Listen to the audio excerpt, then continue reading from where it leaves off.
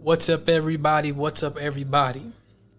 I hope you guys are enjoying some of my old story times. Or, well, they're not actually old.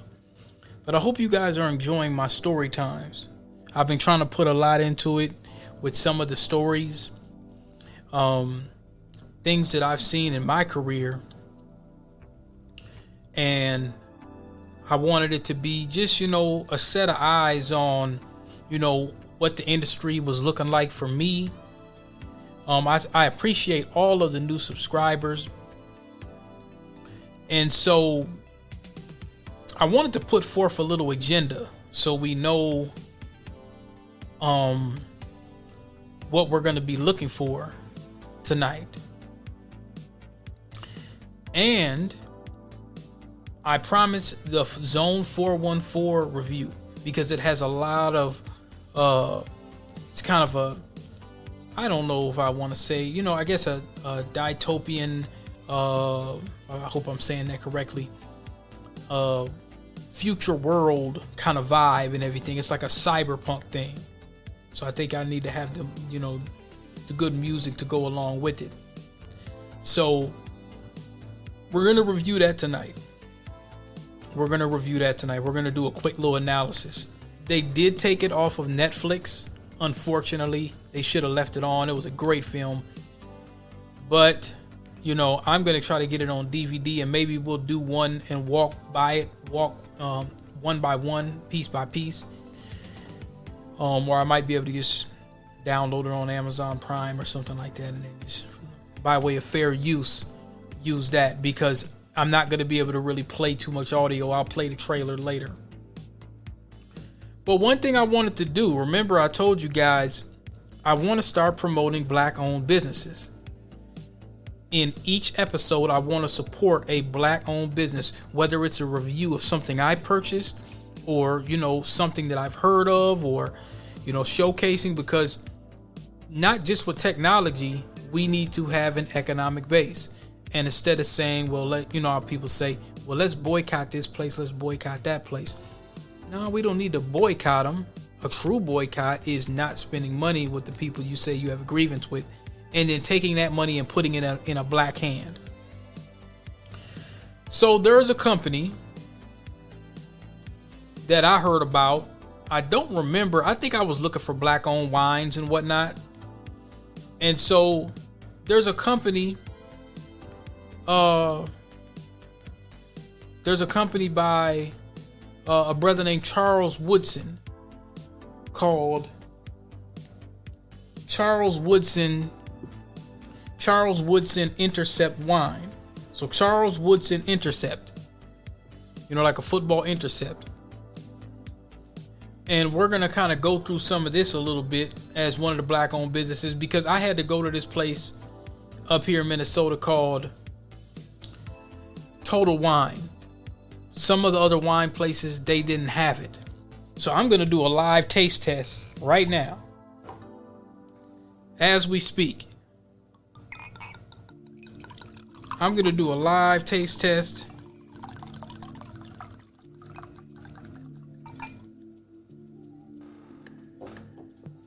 We going to get a little lit or whatnot. Have a little, let's see how this tastes.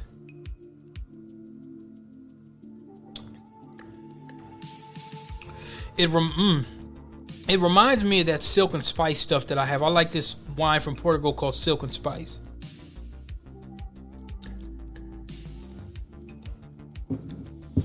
I'm impressed.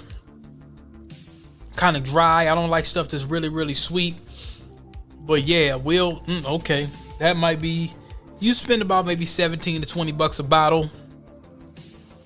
I want to go on the website, CW Intercept Wines. So I'm going to the About Us. I want to take a look at this. And it said it's all about the journey. It's in his own words here now. And it shows the brother standing by, a box full of grapes. And it looks like he's testing some wine in one of the wineries. And he says, my love of wine happened organically while in Napa Valley for training camp when I was playing for the Oakland Raiders early in my career. So Napa Valley is likely in California. I want to be exact, but it's probably in California. It is Napa County, Napa Valley. So they have a lot of wineries, hotels, restaurants, tours. It's north of San Francisco. You know, I really wouldn't mind. It's about 500,000 acres. I wouldn't mind going there. You know, because like I said, I'm a big wine head. But, you know, I like all different wines. So I'll be kind of... Look like they got a castle here. Where to stay? Oh, this is a beautiful valley. Napa Valley. So that's where all the wines, I guess, and all the grapes are. So they got a lot of wineries here. World-class wine. 95% of our wineries are family-owned and operated. Okay. Well, it's a beautiful-looking valley here. Anyway, so he was playing for the Oakland Raiders. As my career went along, most of our players started getting into wine. On road trips, we would bring bottles and break bread together. It was an experience that bonded us. That's one of the many ways I begin to see the overlaps between wine and football. So he goes on talking about, you know, why he created Intercept. Thank you to the fans. He said the name Intercept is a nod to my career. So he was an 18-year NFL vet, 65 career interceptions, lover of wine. So this brother's about 47 years old. He's from Ohio. Looked like he went to the University of Michigan. He was saying the Michigan Wolverines. Okay, Defensive Rookie of the Year. Yeah, he did out, you know, Super Bowl champion, 2010. Okay. Returned to Oakland and retirement. Yeah, so this brother, this is a good case study.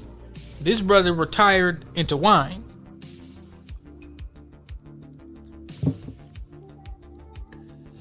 He retired into wine. Yep, he says he developed his interest in wine while playing football in Oakland near Napa Valley.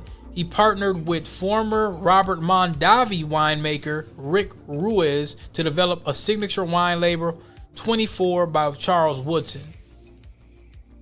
Okay, so Robert Mondavi, now he passed in 2008. He's an American winemaker. I've had that Robert Mondavi. I ain't gonna lie. That is good. That is some good stuff. So what he probably did is he said he partnered with former Robert Mondavi winemaker Rick Ruiz to develop a signature wine label. The company's based in Napa and is a small boutique winery producing fewer than 1,000 cases per year of its two varieties, Cabernet and Cabernet Franc. Although the wine bears his name as signature, Woodson was warned by the NFL not to be seen endorsing the wine himself because of the league's alcohol policy. Gotta keep a black man down. Yes, sir.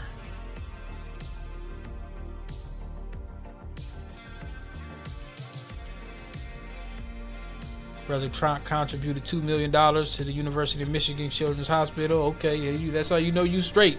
You could put in 2 tickets. Go ahead, brother. Do your thing. Do your thing. They might have to give me a little ad going on here. Yeah, I'll do it for you, brother. When I start getting bigger, I'll do an ad for your wine.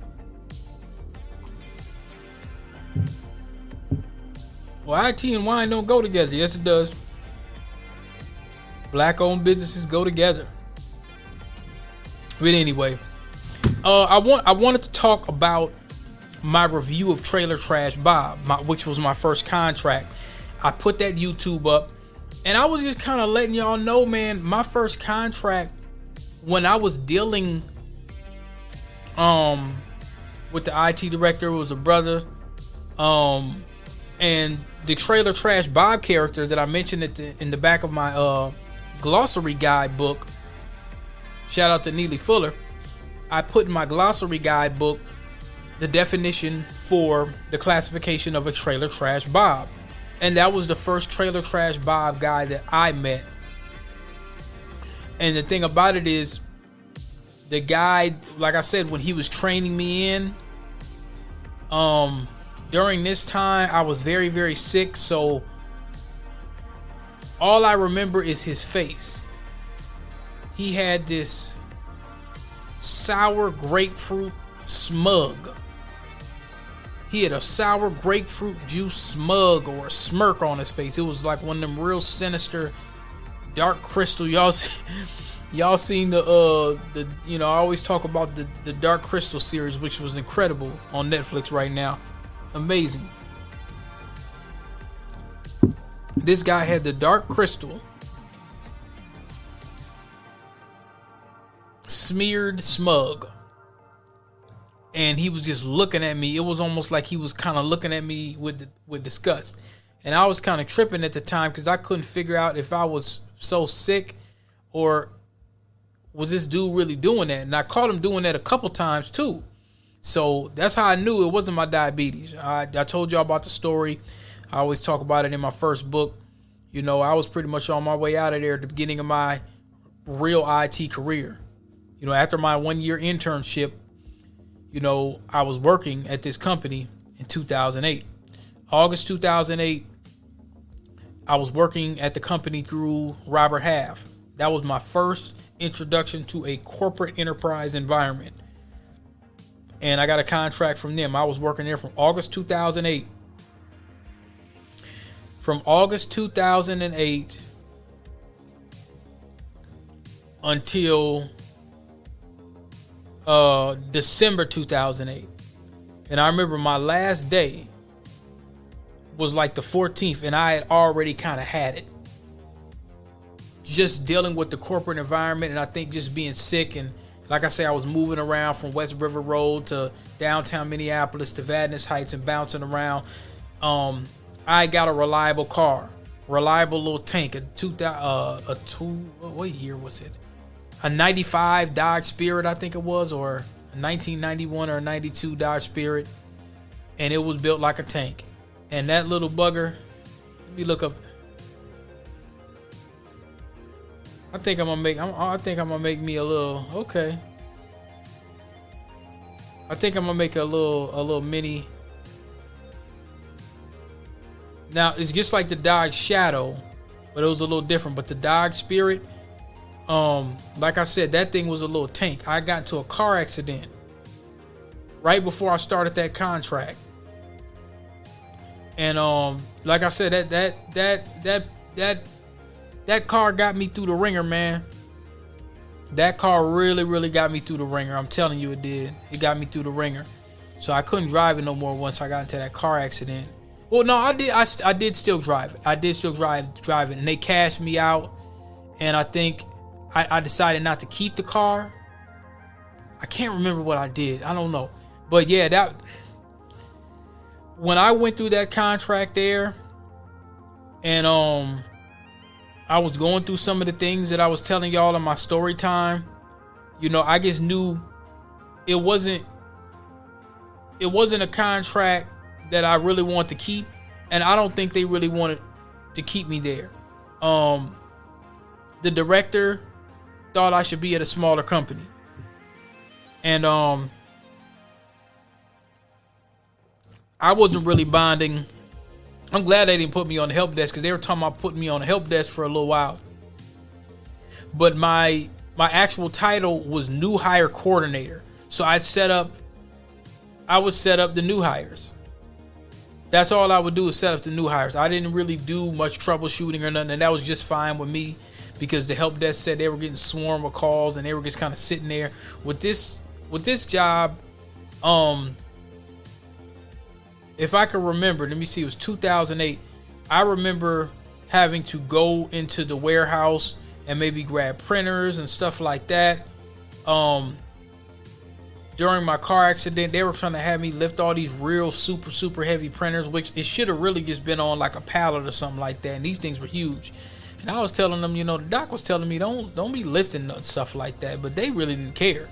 Like, they were trying to find a way to get around, and I kept telling these folks, but I was like, well, they might end up canceling the contract, but they kind of needed me. But when I was out, maybe, I think maybe a week. I was out maybe Sorry, I didn't. Damn, what the hell is this? That's just this Apple phone. It just be whenever somebody text me, and I guess you ain't gotta say Siri anymore. You gotta, I don't know. Anyway, I was out like a week, and they had given me insulin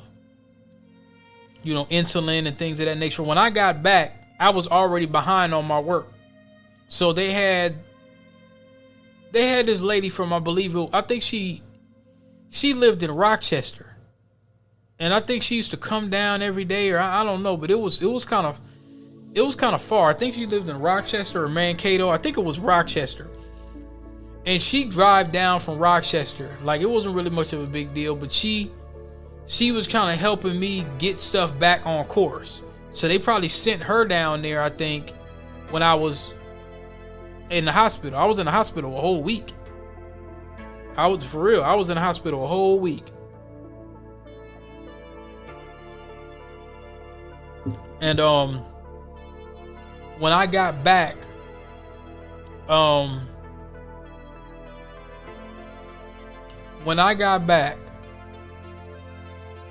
had all kinds of laptops and stuff to refresh. They put me downtown a lot of the time. I preferred to work on West River Road or really in Vadnais Heights, but there wasn't enough work in Vadnais Heights. So they had me downtown Minneapolis, and a lot of people like me in downtown Minneapolis. All I was doing is just refreshing the computers. I would go downtown, and I found a place to park, because there was a place where they were telling us we couldn't park, then they said we could. So sometimes I would be able to park down there and do my thing. And remember that white dude from Stillwater that was making them little slick comments and stuff, the one that told me that the Trailer Trash Bob that had the Nazi posters back at his house, he was the one that was always trying to get a ride from me downtown. Like, oh, are you going down a River Road, or are you doing it? So once he started kind of doing a little funny stuff, I was like, man, I don't really want to take this dude downtown. Like, oh man, are you going downtown? Are you doing this? Or you're needed downtown. And so sometimes I would just go down there, or I tell him, well, I'm not gonna go down there right now. So he'd have to take a bus down there. He didn't have no car. I don't know why. I thought it was weird as hell, but he wouldn't have no car. Maybe his wife had his car or whatever, but he would take a bus all the way from Stillwater. He would get a ride downtown some kind of way, or take a bus to downtown, and I guess there's like a bus that brings you to Stillwater, and he do that every day. And he said, yeah, I stay in Stillwater. And I said, now I kind of see, when I look back, I kind of see that he wanted to live in a place where it wasn't really no black folks. Because like I say, I used to hear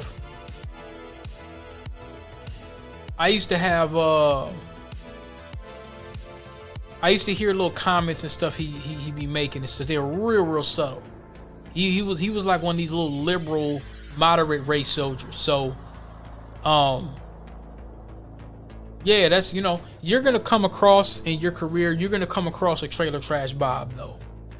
You're gonna come across one of these dudes that, he might have his little pickup, and he might be making a little bit of money, but he ain't got no game.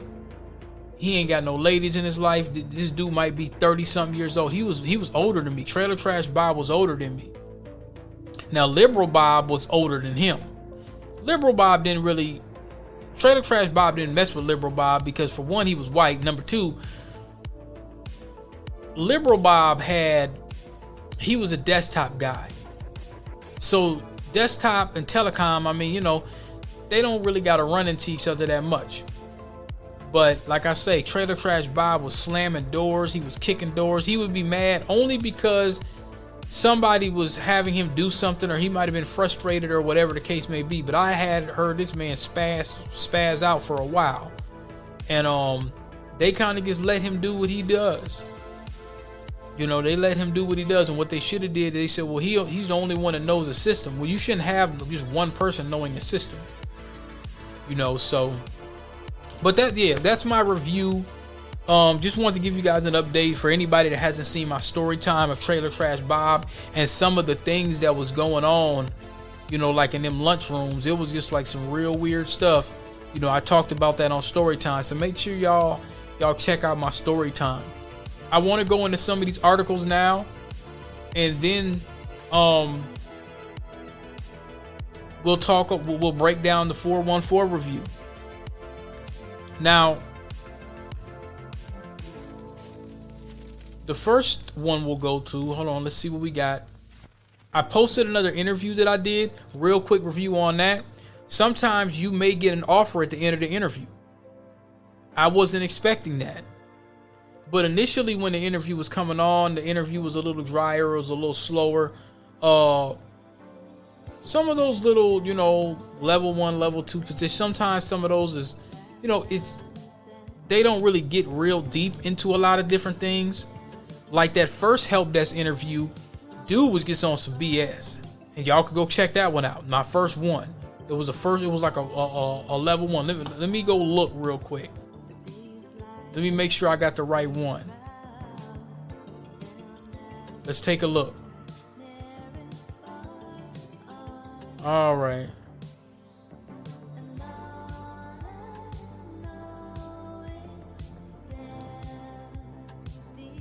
Put this on my list. How do I get this on?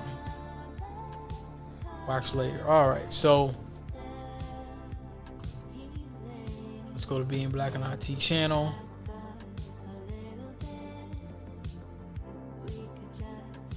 All right, so the last one I did another, it's called another help desk interview. I couldn't get the audio of everybody. You know, so I got mine so you can hear my responses. The story time is called My First IT Contract. So that's the name of that. And the Super Mario review, that was a good one. The Super Mario review, I had to upload that manually. For some reason, YouTube was just giving me a hard time. I don't know why it didn't post any of that type of stuff. But if you go back, I might have to make a little story list of this too. Yeah, I might have to start grouping some of these little interviews. The level 1 tech interview, where the dude was basically asking me, well, you know, why do you want the position and all this crap and, you know, all of this, and he didn't really have no damn experience himself, you know, and I decided not to take it. I probably could have. So of course I got 3 interviews. I got the entry level interview, I got the level 1 tech interview, I got the another help desk interview. So I'm just gonna keep on posting these interviews, y'all. I'm gonna keep posting them because I want y'all to see how the interviews go. And I think what I might end up start doing is, at some point, if it becomes problematic, which I don't think it will, I'm going to go ahead and just throw it on Patreon. You know, I'm going to create a Patreon. You know, you guys got to let me know what you want to see, though. You know, but I don't think I have enough subscribers for the Patreon just yet. You know, I want to give you guys some more value before I start that. Because I don't want to be asking nobody for no money. You know what I'm saying? I'm not giving you the value that I think you guys. I think you're getting some value, but I want to give you more. I want to give you a lot more. One thing that was brought to my attention. Well, we'll wait for that. We'll wait for that.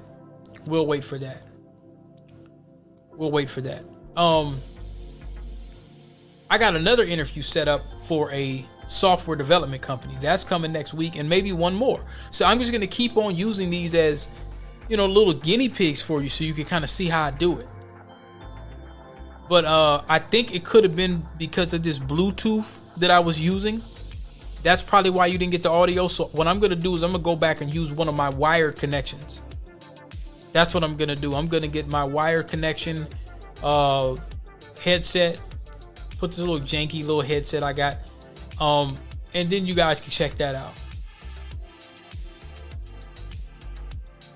So the first connection, I'm sorry, the first article that I wanted to do, I forgot to do it last time. And you know, I like using the Defender.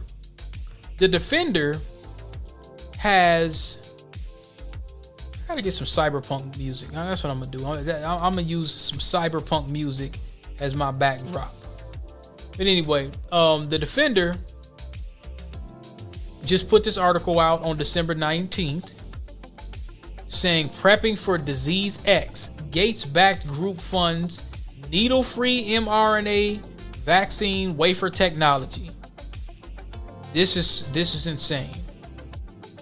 So it says the Coalition for Epidemic Preparedness Innovations is partnering with Gereda Thin Film Inc. to develop a wafer-like mRNA film that can be stormed at room temperature and taken under the tongue for needle-free vax delivery. The partnership will begin with a $1.2 million investment to help Gereda develop its proprietary vaccine platform, which the company says stabilizes mRNA containing lipid nanoparticle vax technologies in a thin film. Now, what I want to say about that is, let's just say you're an inmate and you're black, and they say, well, you got to take this jab. And you're like, well, nah, I don't really want to do this. Do you know they can make you open your mouth and put this under your tongue?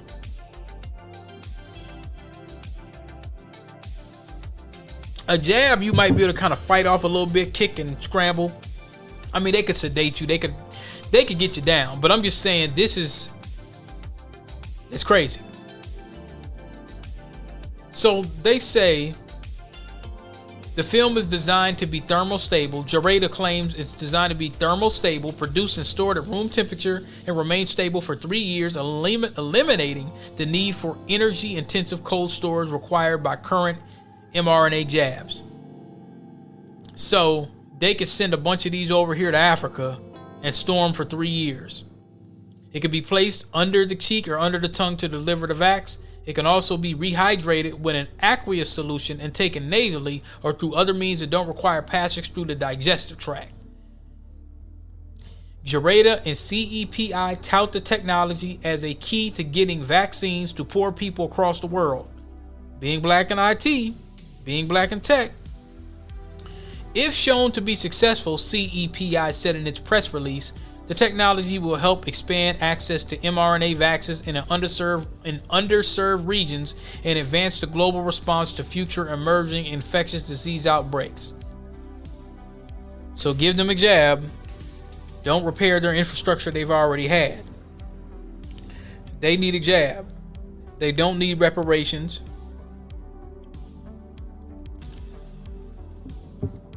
They don't need reparations, and they don't need repair to the colonized environment in which you created, of course. However, scientists who spoke to Defender said that success seemed unlikely anytime soon. They also said the technology could pose problems even beyond the serious known risk with existing mRNA trans-infection technology.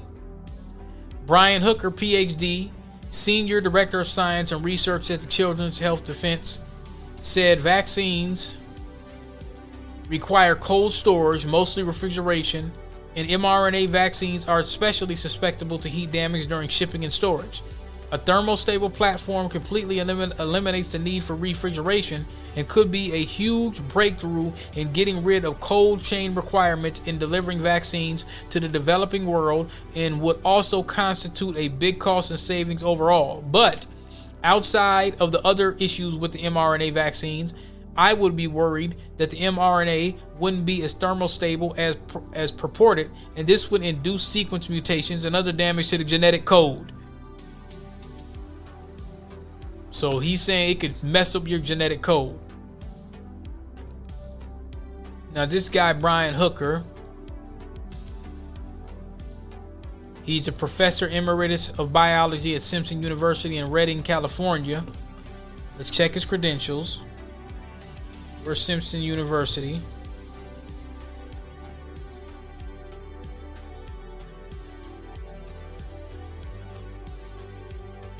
Simpson University. Okay, where is this at? Okay, Redding, California. Let's see who this guy is. Brian Hooker. I like to check credentials.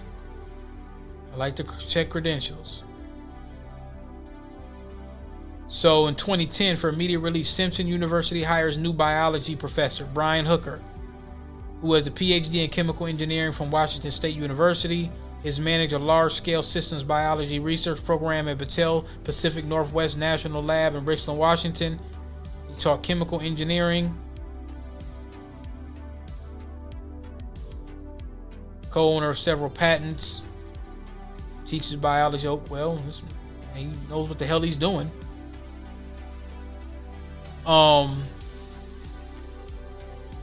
Dedicated 15 years as a bioengineer.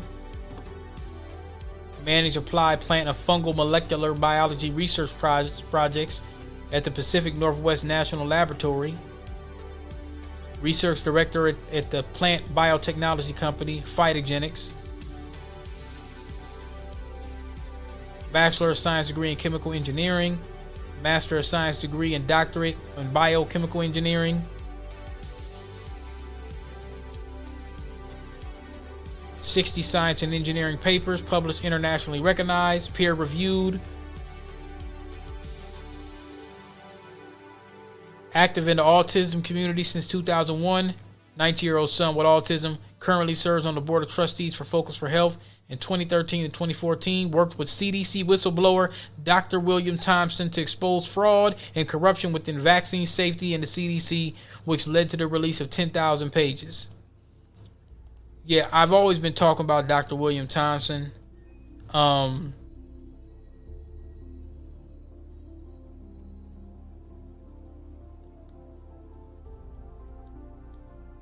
So, yeah. Which is crazy because they try to say that this dude assaulted male patients. If this is the same one, I don't know if this is the same person. No, I don't think that's the same guy. I don't know.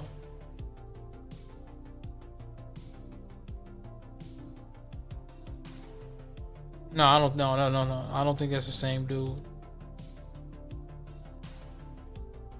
That was another Thompson guy, but yeah, he seems like he knows what he's talking about.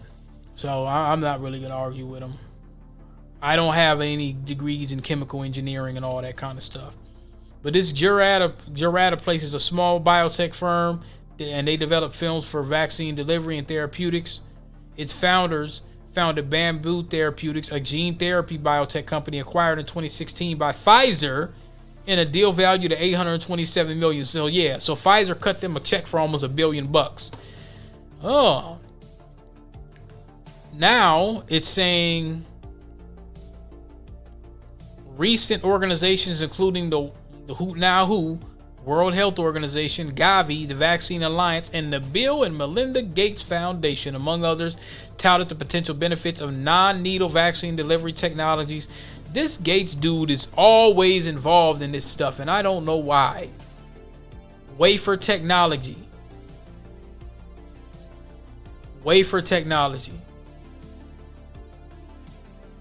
And Gates is backing the funding for it.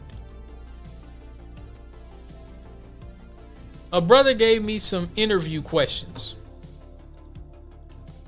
There's a brother that's in cloud. Let me see. And he gave me these interview questions. So I want to read through some of those here. He gave me some interview questions for a knock center. The top 20 knock center technician questions and answers. Some of this stuff. Can you tell me about yourself? So basically it says, for this question, make sure you talk about your experience related to the job position. Employers want to know if you qualify for this position, and your answer will dictate the flow of following questions. Now, this is your first chance to sell yourself to this employer, and you could think of it as a verbal cover letter. So yeah, don't go in there and start talking about unless they bring up something different, don't go up there and say, well, I like cheeseburgers. Oh, I want to vote for Jim Crow Joe or Teflon Don. Oh, yeah, I'm a Democrat or I'm a Republican. No, you don't talk about that. You talk about your experiences and convey it in a way that correlates to your resume. And you should be able to give examples of that. Now they ask, what is a ping? Ping command is used to determine connectivity between client and a server. Do you know what BGP is? BGP stands for Border Gateway Protocol, and it deals with the exchange of routing information between autonomous systems on the internet. This is a standardized version of Exterior Gateway Protocol. How would you explain TCP/IP? TCP is a transmission control protocol over internet protocol. As they, sometimes they talk about the three-way handshake. I call you up, hey, you say hello, and I'm like, hey, what's up? Three-way handshake. That's an idea of that. So they might ask you about that. Can you explain what a VLAN is? Would you consider yourself as a team player? What is a proxy? Then they ask here, let's say a host computer cannot be reached over the local network using the host name, but can be reached using an IP address. What do you think the problem is? So the answer is, in order to confirm the answer to this question, you can follow up with another question to show your troubleshooting method. However, this issue is most likely caused by DNS configuration. Chances are that the host name is not added to the DNS server, and therefore the network does not recognize a host name, but rather IP address locations. What is DNS? You should be able to tell them that. What is a network switch? How would you find the time in a Cisco switch or a router? And the answer to that is, when using the CLI SSH/telnet session, you can use the command shver to show uptime. If you come across a situation in which you cannot resolve an issue, what would you do? Then they ask you, can you explain a three-way handshake? Now, they said the same thing I said pretty much. Client sends a synchronization request. That's a SYN, S-Y-N. Server responds with a synchronized request and acknowledgement. So SYN, so S-Y-N, comma, A-C-K. Then the client responds with acknowledgement. So I pick up the phone, call 612, blah, blah, blah, blah, blah. It rings. You pick up, what up? I respond, what's happening? Three-way handshake. What is trunking? Have you ever found yourself in a situation that required a decision of which a risk for failure was high? Do you know what EIGRP convergence time is? I don't know what that is, but I'll read it. Also known as Enhanced Interior Gateway Routing Protocol, convergence time refers to how long a router will consider a host alive without receiving any data packets. In most cases, the hold time is set to 3 times the hello interval. By default, 15 seconds and 180 seconds. The settings can be adjusted from within the router. How would you test delay and route of packets between two connections? What is route poisoning? How would you identify which PC and what port is using on the network? Why should we hire you? And that's some knock center questions and answers. I believe that I covered this before, but I don't remember. I had somebody send me, they got what they call I don't like that damn word, the SANS Diversity Cyber Academy. Now,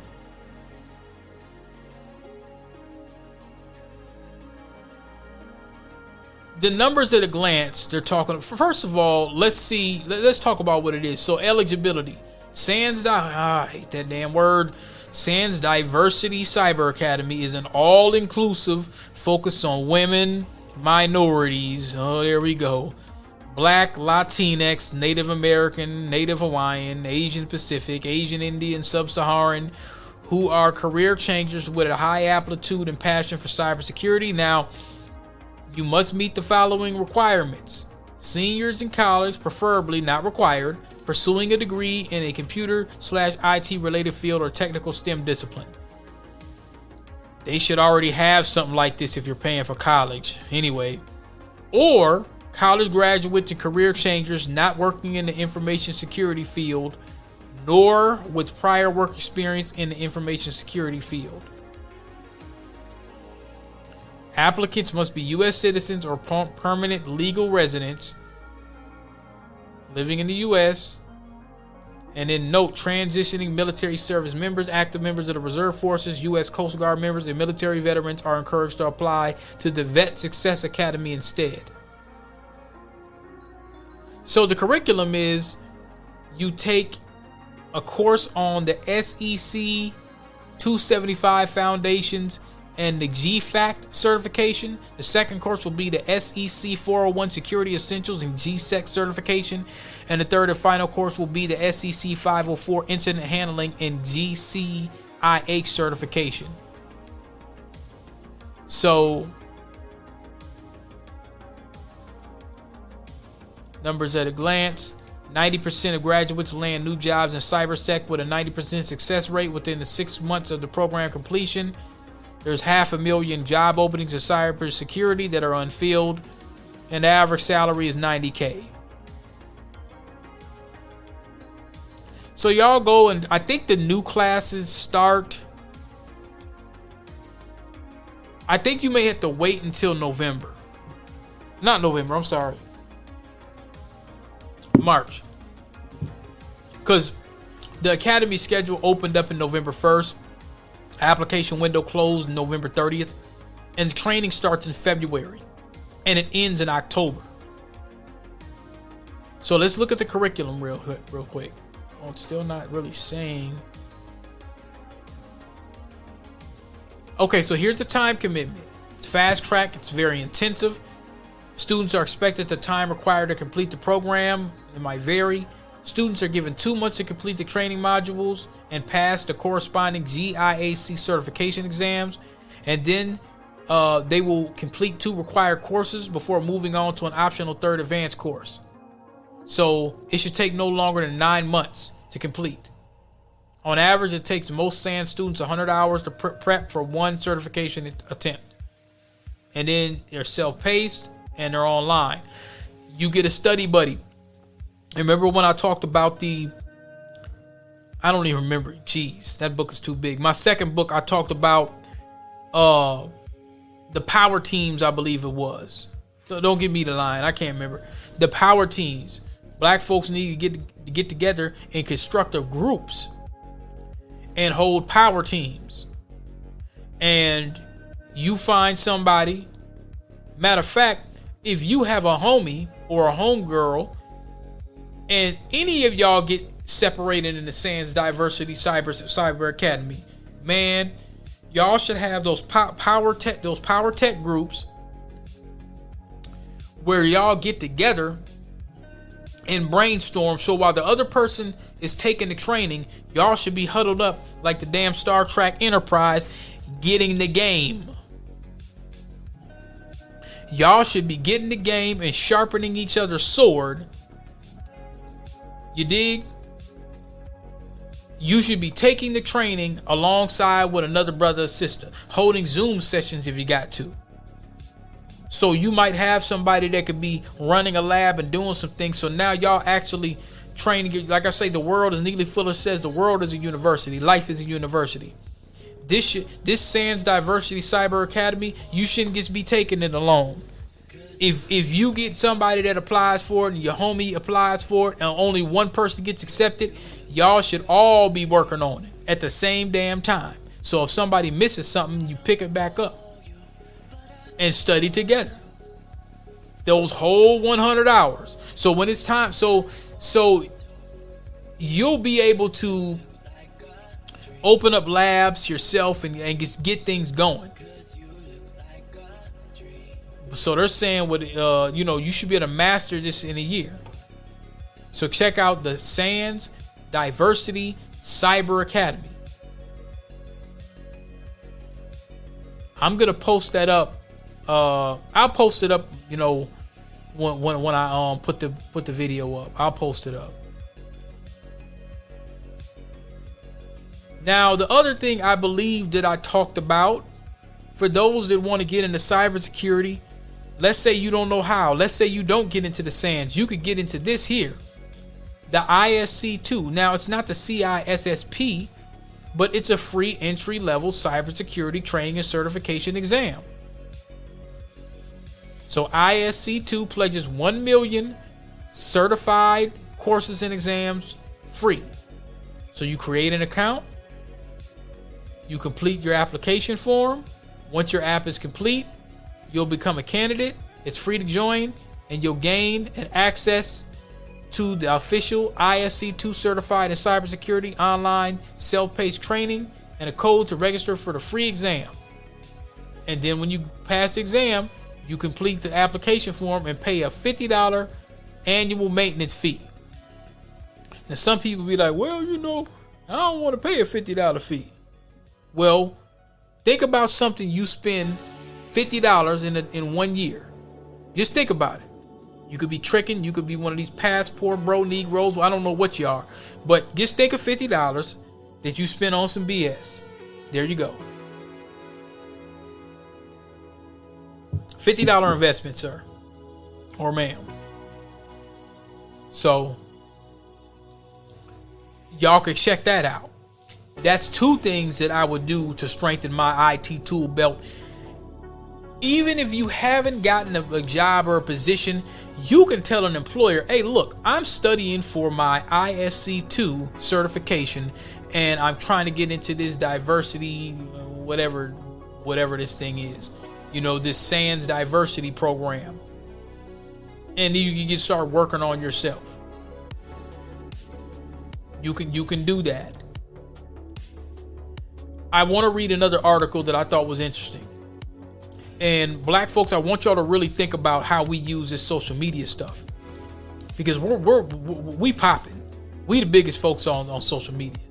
Anything black and interesting, man, whether it's ratchet or not, we're the biggest thing. Now, I looked at this. It says researchers at Boston Science. This is from the Defender as well. This was by somebody by the name of Common Dreams on the 2nd of January. They said researchers at Boston Children's Hospital and Harvard University revealed on December 27th that social media giants made nearly $11 billion in advertising revenue from US-based users younger than 18. Quote, as concerns about youth mental health grow, this must be a typo because that doesn't make sense. More and more policymakers are trying to introduce legislation to curtail social media platform practices that may drive depression, anxiety, and disordered eating in young people, said senior author Dr. Brent Austin, a professor and founding director of the Strategic Training Initiative for the Prevention of Eating Disorders. Although social media platforms may claim that they can self-regulate their practices to reduce the harms to young people, they have yet to do so. Well, everything they look at, probably 85% of the stuff is crap. Now, for the study published December 27th in the journal PLOS1, the researchers focused on Google's YouTube, Meta-owned Facebook and Instagram, Snapchat, TikTok, Twitter, which its billionaire owner Elon Musk recently rebranded as X. It says this is the first known study to estimate social media platform-specific advertising revenue from the youth. They continued. There were several limitations to our study methods and analysis. We heavily relied upon the secondary estimated and projected data, as well as the assumption that youth and adults may see a similar number of advertisements. However, social media platforms do not publicly disclose any data on user-based ages, nor the advertising revenue generated from them. Now, to build their simulation model, the team used 2021 and 2022 data from Common Sense Media and Pew Research surveys, the market researcher company eMarketer, the parental control application Custodio, and the U.S. Census Bureau. They found that in 2022, YouTube had 49.7 million US-based users under 18, followed by TikTok, 18.9 million, Snapchat, 18 million, Instagram, 16.7 million, Facebook, 9.9 million, Twitter, 7 million, for which the companies collectively generated $8.6 billion in ad revenue from users ages 13 to 17 and another $2.1 billion from those 12 and under. That is insane. So black folks, I'm just saying, I had a chapter where I was talking about that in my second book on our consumption.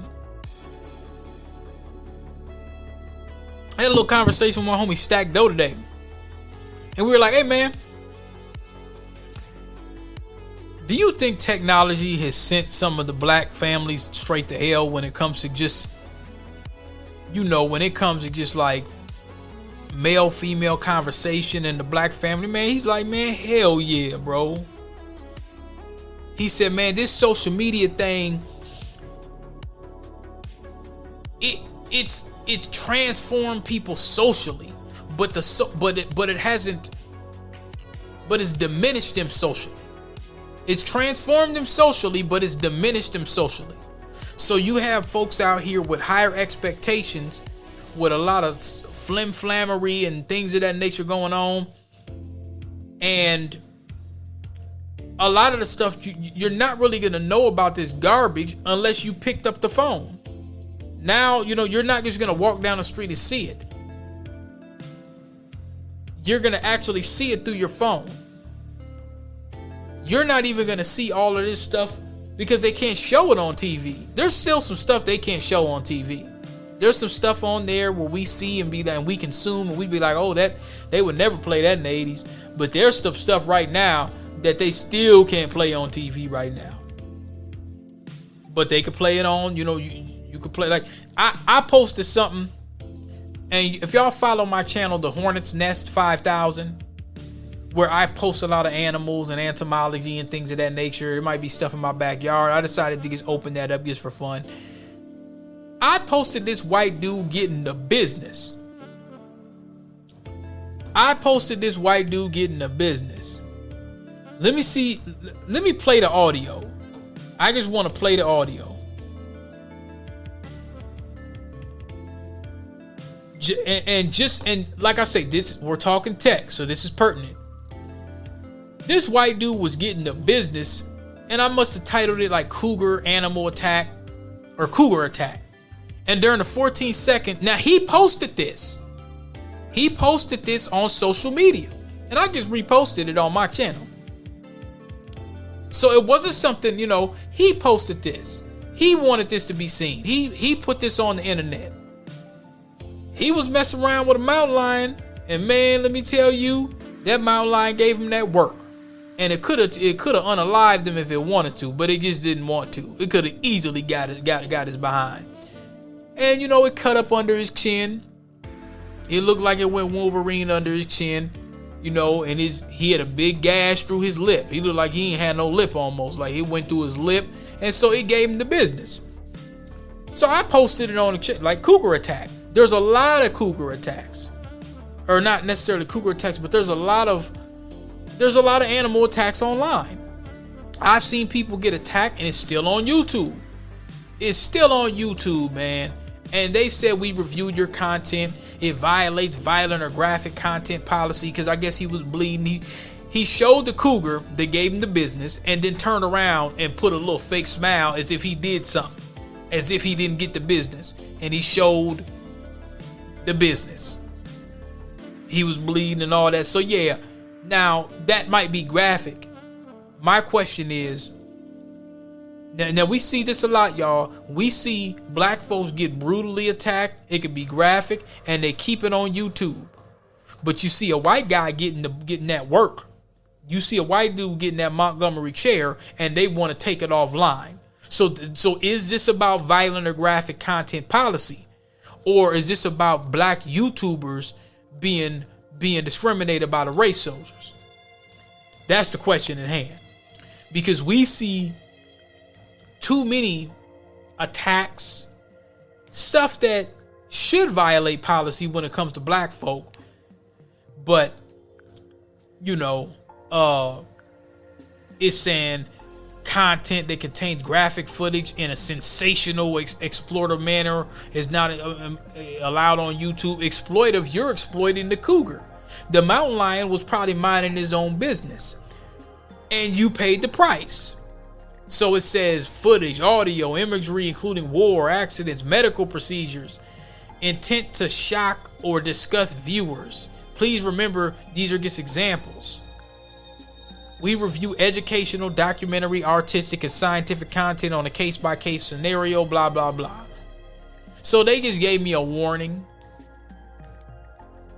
They just gave me a warning on that. So I just found that very interesting.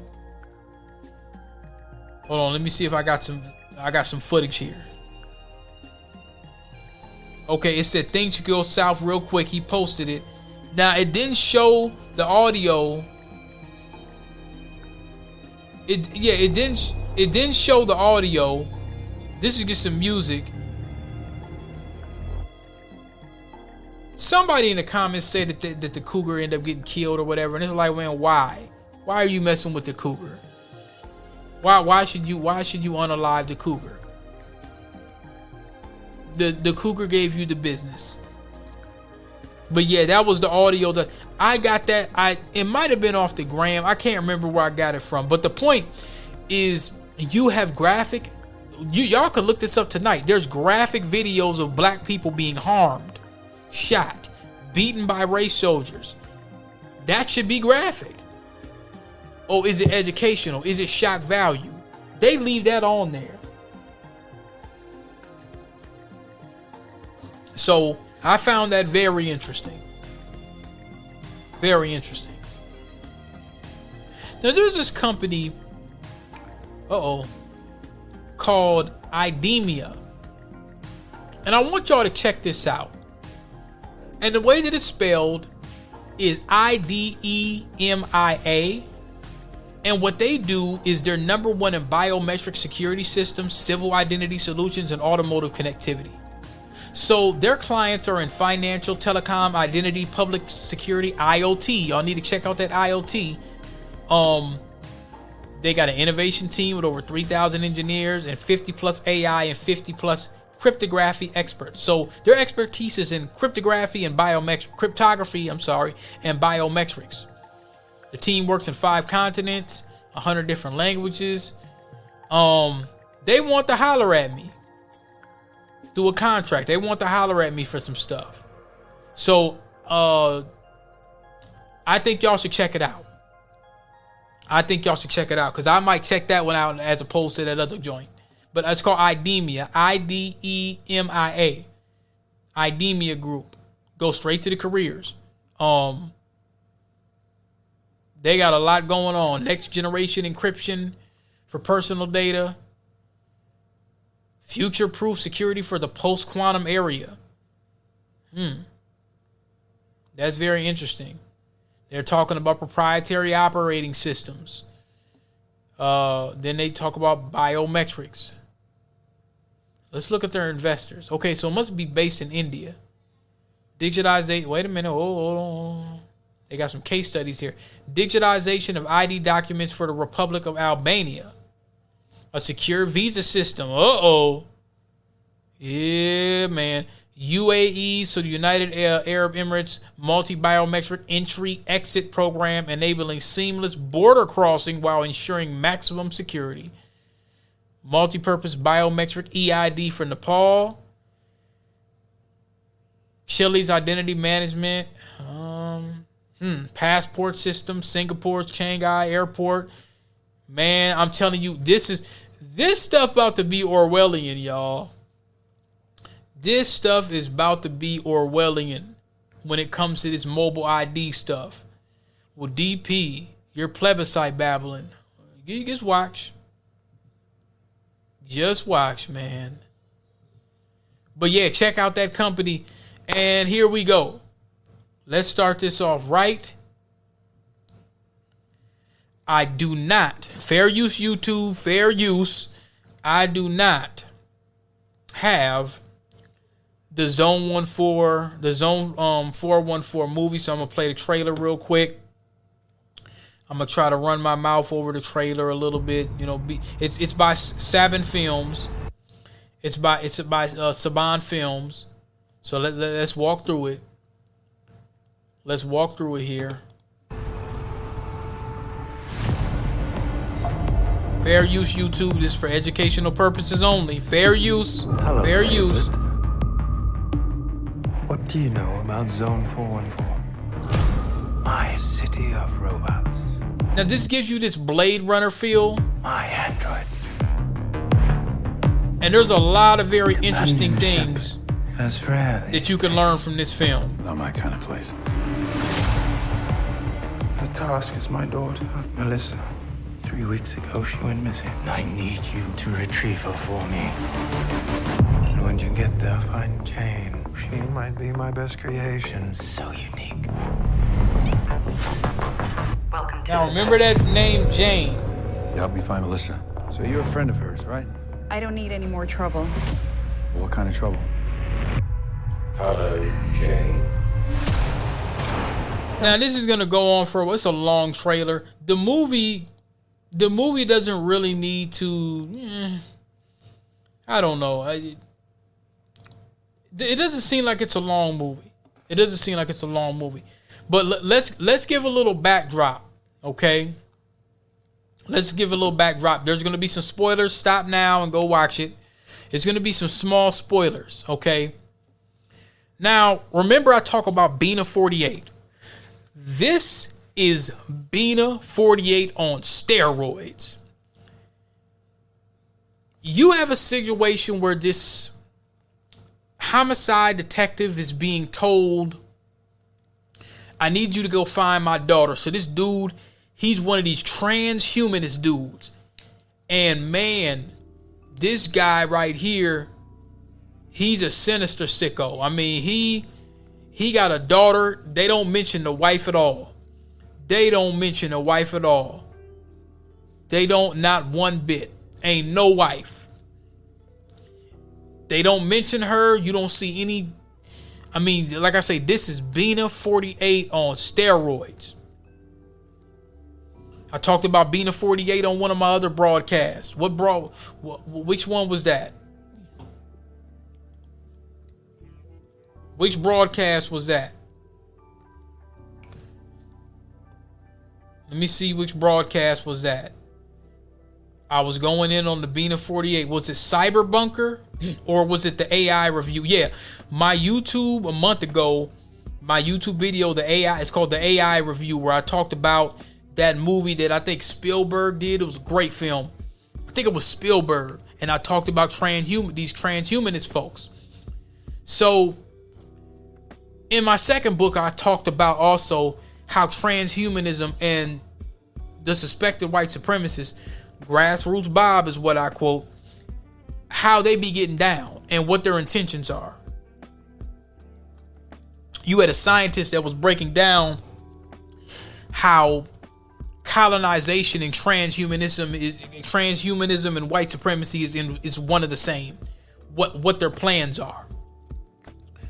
And so that made me classify and create the definition of Grassroots Bob. Now, this guy in Zone 414 has a company called Veet. Mr. Veet is the guy's name, Veet. And he has a corporation. And pretty much Zone 414 is like a wealthy man's dream, so he could just go and slut out his Android, slut you out of Android, or you could buy one, and basically you could just go to this place and pay top dollar with no police around, where prostitution and ethics is just out of the skyrocket. It's like a city. And so this rich transhumanist, this Grassroots Bob dude, Grassroots Bob, I'll just use that in terms of Mr. Vite. I'll be using it interchangeably in this review. Grassroots Bob, what he does is he creates like a Garden Eden, a Sodom and Gomorrah of androids. So you could just go, man, and you could just knock down you a bunch, and they look real. They look real, they feel real, I mean, they all, and you know, you can just go up in there if you're wealthy, and then you can just do your thing. You can just have some of your wildest imaginations. And so the detective goes in there and he's going through a vetting process. I'm not going to tell you, I want to really say what he did, but I kind of want y'all to check it out. But he goes through a vetting process. So they say, well, look,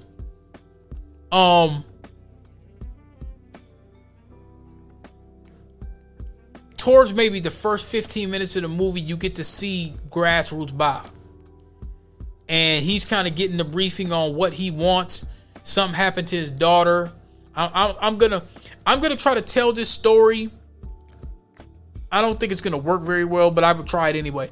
I'm gonna try to tell this story in a way where it don't ruin a bunch of stuff for you. So he's talking to the homicide detective, Grassroots Bob. Hey, I need you to find my daughter, and I can pay you 20 million pounds. Now, how much is 20 million pounds? This dude used to work on the force. All right, so, man, that's a lot. Is that 1 pound to a US dollar? So it's around about, so he gonna pay this cop to like $25 million. And I think they was gonna add another 2 million or something like that. Now, he's going into this place. He's already a little suspicious on the way they're moving. But there's a point, man, where, you know, like I said, they can't have a regular cop. They don't want a regular cop because they don't want cops in zone 414. So they got to pick somebody that has a lot of the experience of the police or homicide detectives, but it can't be law enforcement. They don't want nobody saying, well, the police was here. So that what that does is that brings down the value. When the police start poking around places, then you figure like, okay, well, there's crime. But you want crime. Crime is basically is like a proxy word. When they say, oh, well, Chicago, or, you know, that's like a little proxy word. Crime can just mean anything. So, but they don't want the outside world to know, oh, well, there's crime and there's murder and this, that. No, you don't want none of that to happen. You don't want that. You want this to look like it's squeaky clean. It's filthy and dirty and slimy, but you still want it to look squeaky clean, because if you're a sinister dude, you want to be able to go up in there and be rich, sinister, and on the low. So you want to be able to go in there with these little androids, and you want to be able to fulfill some of your slimiest back alley dreams that you can with these robots and these things. But they're like people. I mean, they are just like people. Thick and thin. So now when you're in this thing, before I go on, when he comes in this environment, there's cameras everywhere. So the very idea that you're like, well, you're looking like somebody should know where the daughter is. Y'all got cameras everywhere. But I don't know if anyone is actually doing monitoring for him unless something happens. But there's cameras everywhere. So it kind of, matter of fact, I'm going to put my Spidey sense on for this one. It reminds you of whenever they talk about, oh, it's Chicago. Oh, it's black on black crime in Chicago. And there's cameras everywhere. But something happens where a person gets unalived, and it's not nobody from the streets, and then you got these suspected race soldiers coming in from out of town. You have a lot of black women that have been like, man, what's up with this van over here? We've been hearing these stories from black Chicago residents saying that there's these weird vans that's been trying to get people in the van. and we keep hearing stories about suspected race soldiers coming from outside of the city or outside, from Illinois and outside the state, and coming into black neighborhoods, doing shootings with these synthetic masks and all of that. You've heard these rumors and you've heard these suspicions, and you've heard a lot of black folks saying this, which I believe. And there's cameras all over the place, yet you can't never find these folks. You see what I'm saying? So that kind of, now that I think about it in hindsight, that kind of reminds me of Zone 414. Now, there's cameras everywhere, and when you get into the city, the first thing I noticed was a bunch of zesty looking dudes. So that kind of sets the background for the deviants in the town. It's like this real Sodom and Gomorrah, this ancient Rome, this it's that Greek style stuff. So there's an intercom that keeps talking about, well, these androids are manufactured. If anything happens to the android malfunctioning, you need to call the company up. So, I know 9 times out of 10 is mostly adults going to be listening to this. So, and if it's somebody a little younger, y'all used to the deviants on TV anyway. So, like I said, you could book a hotel and be just going to town with one of these little android chicks. And they're saying if there's a malfunction, if this, I'll try to be as rated PG as I can, but if one of these things just does something strange in the middle of y'all's situation, you got to call the company and say it's malfunctioning. Now, I got to throw the joke in there. The passport bros would love this. Oh, the passport bros, they would love it. They would love to go to Zone 414 and trick off. So at some point, now I noticed something that was very interesting as well. You start seeing these analog records, and some of these androids are going through in like an investigation or a reflection, and they got these VHS tape recorders and all this. It's real old school when it comes to some of the technology they use. They're not, now mind you, this whole city is like a digital city. You come in your hotel room, you got some lady talking to you, hey, do you want some wine or whatever, or do you want to play some music? And then they got a turntable. So it's like vintage, it's cyberpunk, but it's like vintage too. So, at some point, the homicide detective, he starts he's trying to, he wants to start his investigation. So they're sending him, and they say, all right, we gonna send you to this chick named Jane. And Jane, she got major mental issues, like abandonment and everything. She's real defiant. But the main company, Grassroots Bob, wants to keep her around because she's real defiant. So then eventually he's telling her, like, look, man, I'm here to do this job.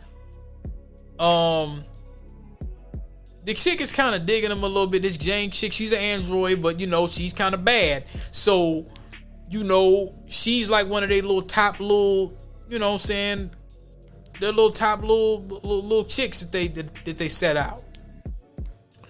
So then this guy, the main character, the detective, he meets a proprietor, as I call what Heath Ledger said in Dark Knight, an agent of chaos. So she's like an agent of discretion. Her whole thing is, I want to keep 414 with discretion. Another thing that I noticed was the 2008 Crown Victorias up in there. Like I say, it was way in the future, but they had a lot of vintage stuff going on, which was actually kind of dope.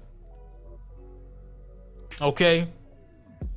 Now, this lady that was a discretionist, I'm gonna call her the madam. she was basically trying to make her money, and she was working with Grassroots Bob to keep Zone 414, you know, to keep it running smooth. Now, here's another thing that I noticed as well. And I'll talk about one more thing after this. But there was a small sector of buck breaking. And they saved that for the black man. There was a brother that was, you know, looking for an android, and he kept turning down all these androids. And that's when the madam was like, okay, let me bring you this chick, let me bring you that chick. And he just kept bringing all these, you know,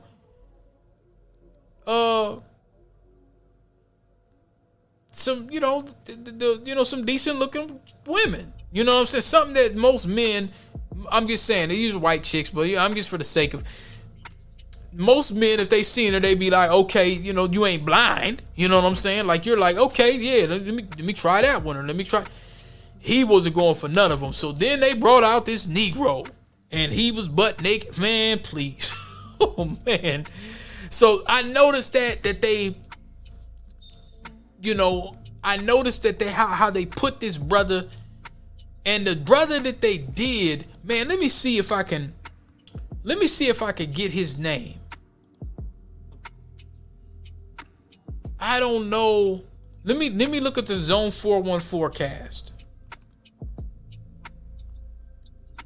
Let me look up the Zone 414 cast and see. Okay, there's this brother, and I've seen him in other movies. I'm trying to remember what movies he was on. He was in several movies, but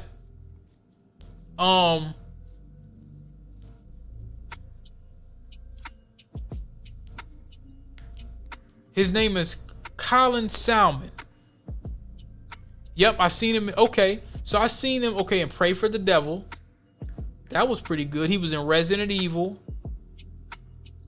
He was in Punisher Warzone. London is Falling. Die Another Day in 2002. So okay, I seen him in a couple other ones too. He was in Doctor Who, The Musketeers.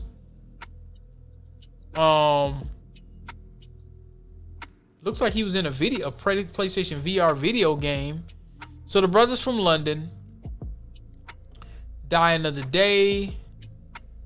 Captives.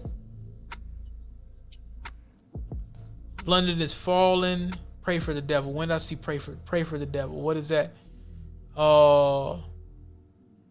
Virginia Madsen was in that one. Pray for the Devil. Yeah, she was. Virginia Madsen. Yeah, I'll never forget her in that Candyman joint. Okay, so Pray for the Devil. He was in Pray for the Devil. That was, I think, did I see that? Yeah, I think I did see that. That's a pretty good film. That brother was in there. He was in Mortal Engines.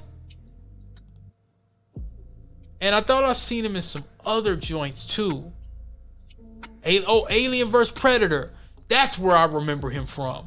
One of my favorite movies. The Bank Job. Okay. Tomorrow Never Dies in 1997. Yeah, so this brother here, they had him, he wasn't in there long, but they had him in there checking out the dude. And I just happened to notice that. It was real. It wasn't a long period of time that they had him in there, but they were, this chick, this madam is basically trying to, she trying to sell all the women, you know what I'm saying? And so she showed him a dude, like, okay, you don't want no women, you keep turning down the women, so we're discreet here, we won't let nobody know what's going on. But the dude, like I say, the dude was very wealthy. Everybody that's in there, you can't go into Zone 414 and be broke. And the Grassroots Bob, Mr. Vite, he was more concerned about keeping the illusion of the so-called violence-free Zone 414 than actually bringing justice. So that's my analysis of Zone 414. I won't spend too much time on it. I think y'all should go check it out. Next stop will be the Swan Song review. I'll do a quick review of that. There's a great movie on